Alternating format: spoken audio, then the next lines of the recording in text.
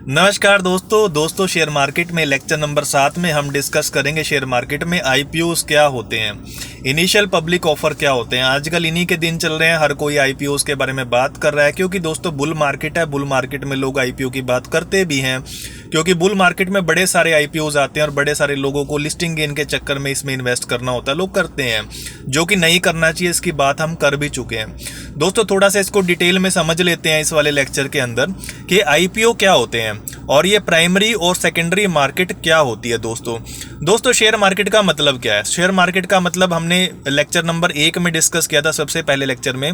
Share market का मतलब है जहां पे शेयर्स की खरीद और बेच होती है। अब दोस्तों इसको एलो करती है सरकार, यानी कि सेबी एलो करता है, जो कि रेगुलेटर है, security and exchange board of India, कि भाई अगर कोई बिजनेसमैन है ना तो वो अपने बिजनेस की हिस्सेदारी बेच के पैसा इकट्ठा कर सकता है दोस्तों। किसी को भी, मान लीजिए कोई, जो कि फिर उसको सेबी को अप्लाई जरूर करना होगा कि जी देखो मैं अपने बिजनेस का हिस्सा बेचना चाहता हूँ। मान लीजिए कोई कंपनी है, आप किसी का भी एग्जांपल ले लीजिए, मान लीजिए पेटीएम कंपनी है, किसी ने पेटीएम कंपनी बनाई, उसका जो प्रोमोटर था, चलाने वाला कौन था? विजय शेखर शर्मा करके एक बंदा था। उसने अपना पैसा लगाया, अपना दिमाग लगाया, अपना टाइम लगाया, कुछ और लोगों से उसने पैसे इकट्ठे करे, किसी को पार्टनर बना लिया स्टार्टिंग में। उसके बाद एक कंपनी बन गई, 10 15 20 बंदों की मान लीजिए कंपनी बन गई। अब वो कंपनी क्या करती है, अभी तो उसके अंदर इंडिविजुअल प्राइवेट इंडिविजुअल होल्डर्स हैं उसके अंदर ना, किसी का कुछ हिस्सा है, किसी का कुछ हिस्सा है। अब लेकिन आम पब्लिक के लिए अगर वो कंपनी अपनी हिस्सेदारी बेचना चाहे तो उसको सेबी के पास जाना पड़ेगा, आईपीओ लेके आना पड़ेगा दोस्तों। अब उसको कहते हैं इनिशियल पब्लिक ऑफर। जब कोई कंपनी पहली बार अपना शेयर लेके आती है ना, लोगों के बीच में भी मैं बेचना चाहती हूँ, तो वो इनिशियल पब्लिक ऑफर होता है। यही कंपनी दोस्तों भविष्य में दोबारा से भी अपने शेयर बेच सकती है, तो उसको हम फॉलो ऑन पब्लिक ऑफर कहेंगे कि अब पहला तो जा चुका, उसके बाद से हम और पब्लिक के लिए शेयर्स अपने बेचना चाहते हैं।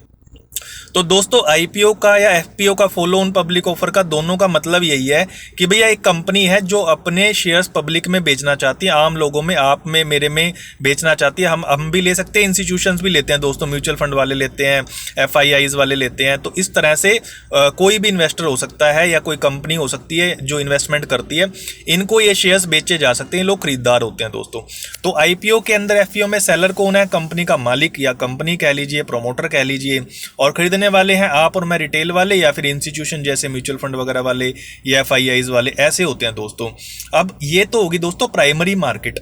इसको कहते हैं शेयर मार्केट में दो तरह की मार्केट होती है दोस्तों, ध्यान से सुनना।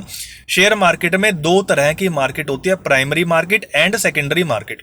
प्राइमरी का मतलब है जब कंपनी, जब बिजनेसमैन अगर अपने शेयर बेच रहा है तो वो प्राइमरी मार्केट हो गया। और अगर लोग जिनके पास शेयर्स हैं ऑलरेडी, जिन्होंने पहले खरीद लिए, आईपीओ में खरीद लिए, जिसने कंपनी से खरीदे हुए हैं, वो अगर किसी और को बेच रहा है, तीसरे बंदे को, तो वो होती है सेकेंडरी मार्केट।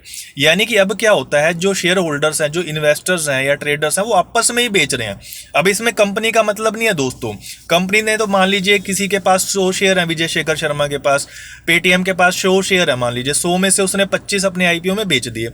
अब वो तो अपने 75 के साथ बैठा हुआ है, ठीक है, उसको 25 से कोई मतलब नहीं है ना भाई। अब जिनके पास 25 शेयर है, वो एक दूसरे को जो बेच रहे हैं ना, वो दोस्तों सेकेंडरी मार्केट है। तो मान लीजिए कोई बंदा है, उसके पास शेयर ही नहीं है पेटीएम का, उसके पास क्या चॉइस है, तो वो तो भैया सेकेंडरी मार्केट से ही खरीद सकता है। डे टू डे में अगर उसे खरीदना हो तो सेकेंडरी मार्केट से ही खरीदेगा, यानी कि उन लोगों से जिनके पास ऑलरेडी है। मतलब कंपनी से तो वो तभी खरीद सकता है जब कंपनी या तो दोबारा से फॉलो ऑन पब्लिक ऑफर लेके आए, है ना, क्योंकि आईपीओ तो वो ला चुकी है।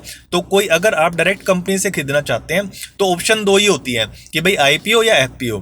लेकिन दोस्तों जब आप डायरेक्ट कंपनी से खरीदते हैं, अब कंपनी का मतलब है भाई बड़ा समझदार आदमी। अब जो बिजनेसमैन है ना, उसको तो, उसने तो बिजनेस को जमीन से खड़ा किया। तो मैंने पिछली वीडियो में भी डिस्कशन की थी कि उसको अपने बिजनेस की ABCD सारा कुछ पता है दोस्तों। तो उसके पास जो एडवांटेज है ना, इंफॉर्मेशन एज है, डाटा एज है, कैपेबिलिटी एंड एक्सपीरियंस दोस्तों बहुत ज्यादा है। और वो अपने शेयर को कभी भी दोस्तों सस्ता नहीं देगा। अगर उसे लग रहा होगा ना कि उसके शेयर के पैसे 100 रुपये होने चाहिए एक शेयर के, तो दोस्तों वो आपको 150 में, 200 में देगा, 75 में तो देगा नहीं। तो प्राइमरी मार्केट में आपको कभी भी बढ़िया चीज या तो मिलेगी नहीं, बढ़िया मिल गई तो फिर वो दोस्तों सस्ती नहीं मिलेगी। तो प्राइमरी से लेने में हमें इतना ज्यादा फायदा दोस्तों नहीं होता। कंपनी जब आईपीओ लाई, एफपीओ लाई, वहां पे कम ही चांस होते हैं कि इन्वेस्टर का फायदा हो, उसमें जो है ना कंपनी का फायदा हमेशा ज्यादा होता है, या कहिए कि पलड़ा कंपनी की तरफ भारी रहता है। तो मैं तो आपको कभी नहीं कहूंगा कि आप शेयर जो है आईपीओ में खरीदो या एफपीओ में खरीदो। यानी कंपनी के मालिक से, कंपनी से शेयर खरीदने का दोस्तों मेरे हिसाब से ज़्यादा फायदा नहीं है। तो कहाँ से खरीदे? तो भैया सेकेंडरी मार्केट से खरीदो, यानी कि जो शेयर्स ऑलरेडी ट्रेड हो रहे हैं, जो किसी कंपनी ने शेयर पहले ही बेच दिए। अब बड़ी सारी कंपनीज है जिन्होंने बहुत सारे शेयर्स बेचे हुए हैं। अब जो कंपनी जितने ज़्यादा शेयर्स बेच चुकी है अपना हिस्सा, उसको हम कहते हैं फ्लोटिंग स्टॉक।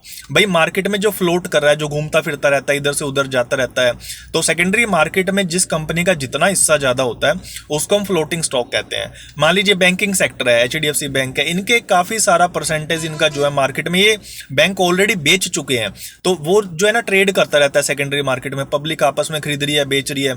और कुछ कंपनीज है जिनका, जैसे सरकारी कंपनी है PSU लगा लीजिए, अब उनमें जो सरकार है उन्होंने बड़ा कम ही हिस्सा मार्केट में बेचा हुआ IPO वगैरह में, तो अब क्या है, उनका फ्लोटिंग स्टॉक ही बहुत कम है। जब लोग PSU में पैसे लगाते हैं तो थोड़े से पैसे लगाते हैं, शेयर प्राइस भाग जाता है, क्योंकि शेयर्स ही बड़े कम अवेलेबल हैं, तो डिमांड अगर बढ़ती है तो शेयर प्राइस बड़ी तेजी से बढ़ता है दोस्तों उनका। तो ये फ्लोटिंग स्टॉक का फंडा होता है, इसको हम फिर किसी वीडियो में समझेंगे कि फ्लोटिंग स्टॉक का और शेयर प्राइस का आपस में क्या लेना देना है। दोस्तों मान लीजिए कोई आपका एक बिजनेस, आपकी एक दुकान है, तो आपकी मर्जी है ना कि भैया आप IPO लेके आते हो तो आप 10% हिस्सा सेल करना चाहते हो, 15 करना चाहते हो या 50 करना चाहते हो। अगर आप 10% करते हो तो फ्लोटिंग स्टॉक आपने कम डाला है। अगर आप 50% ही बेच दोगे तो मार्केट में बड़ा सारा फ्लोटिंग स्टॉक हो जाएगा। प्राइस डिस्कवरी बड़ी अच्छी होती है फिर, क्योंकि सेकेंडरी मार्केट में कोई खरीद रहा है, कोई बेच रहा है। अब हम यहाँ पे आगे कि आपको सेकेंडरी मार्केट में ही क्यों इन्वेस्ट करना चाहिए, क्योंकि दोस्तों सेकेंडरी मार्केट में ना लोगों के पास जो इंफॉर्मेशन है उसमें आपको एज हासिल हो सकता है। सेकेंडरी मार्केट में बहुत सारे लोग होते हैं, आपके जैसे, मेरे जैसे, कई लोग तो ऐसे ही इन्वेस्ट कर देते, ज़्यादा रिसर्च ही नहीं करते। तो आपको देखिए, आपका कॉम्पिटिशन अब किससे है? आपका कॉम्पिटिशन बड़े सारे लोगों से जिनके पास इतनी इंफॉर्मेशन नहीं है, नॉलेज नहीं है, एक्सपीरियंस नहीं है। बड़े सारे लोग मार्केट में साल दर साल हर महीने नए नए आते रहते हैं। अब मान लीजिए आपको मार्केट में 4-5 साल हो गए, तो आपको उन नए लोगों पे तो आपको हमेशा ही एज रहेगा, क्योंकि नए लोगों का एक्सपीरियंस उतना नहीं है।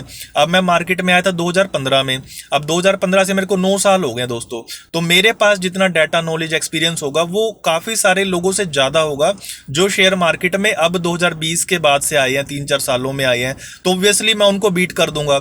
यानी सेकेंडरी मार्केट में आप पब्लिक को बीट कर दो, दूसरों से आगे निकल जाओ, इसके चांस बहुत ज़्यादा है। अब प्राइमरी मार्केट में तो आपका मुकाबला कंपनी के मालिक से है भैया, आप उससे जीत जाओगे क्या? नहीं भाई, पॉसिबल ही नहीं है। दूसरी बात है कि टर्म्स आप डिसाइड ही नहीं कर सकते, उसने डिसाइड करा भैया मेरा ये वाला रेट होगा, मैं इस रेट पे IPO लेके आऊंगा। लेकिन सेकेंडरी मार्केट में क्या है भाई, आपको रेट पसंद नहीं है तो आप 2-3 दिन और वेट कर लो, क्या पता रेट सस्ता हो जाए किसी ना किसी कारण से।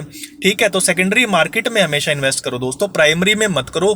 तो ये लंबी वीडियो होगी, इतनी लंबी वीडियो सुनने के लिए दोस्तों धन्यवाद। फ्लोटिंग स्टॉक के बारे में और उसका शेयर प्राइस पे क्या फर्क पड़ता है इसके बारे में फिर कभी चर्चा करेंगे।